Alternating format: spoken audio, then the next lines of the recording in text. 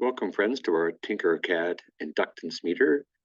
The main components you see are I've got a 2 microfarad capacitor in parallel with a 200 microhenry inductor.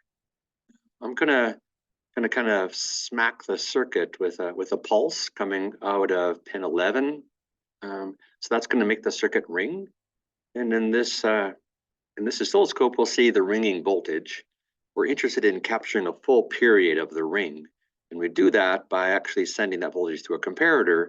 So here we'll look at the comparator, which is this logic going to be kind of a square wave, turning kind of the complicated decaying ring of the LC circuit into something that Arduino can just measure then the size of the pulse. And that's done via the code that we've been building. You can take a quick peek at the code if you wish. Let me turn that guy off. Sorry for the jitters. Don't really need the serial monitor anymore now that we're kind of done debugging. So the protocol is we're gonna send in 5 volts for a millisecond and then turn it off. That'll be enough to start the circuit ringing. And then we measure the size of a pulse. The pulse is going to be half a wave, so then we double the size of the wave, multiply that by, or divide by, square that, divide by the capacitance, and 4 pi squared, as in our formula for how the period is related to L times C, inductance times capacitance, and read off the inductance and print it out onto the LCD screen. So let's just start this guy up.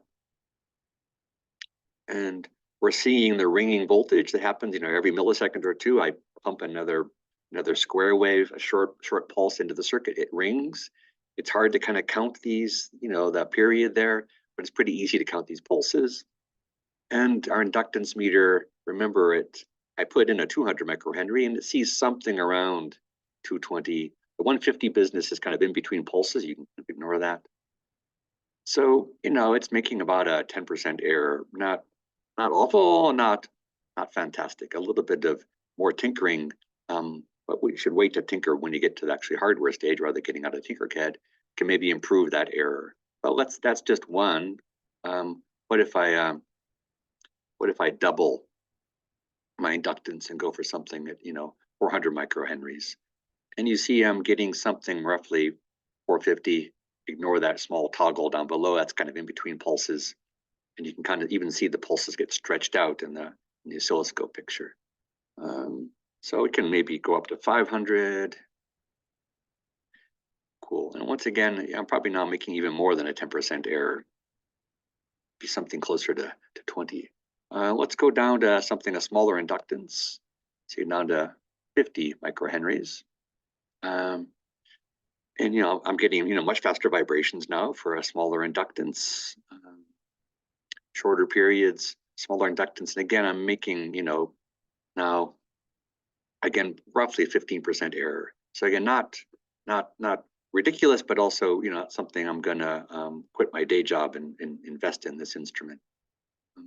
So that's the kind of thing I wanted to show you. We can go a little bit smaller, say what about 5 microhenries?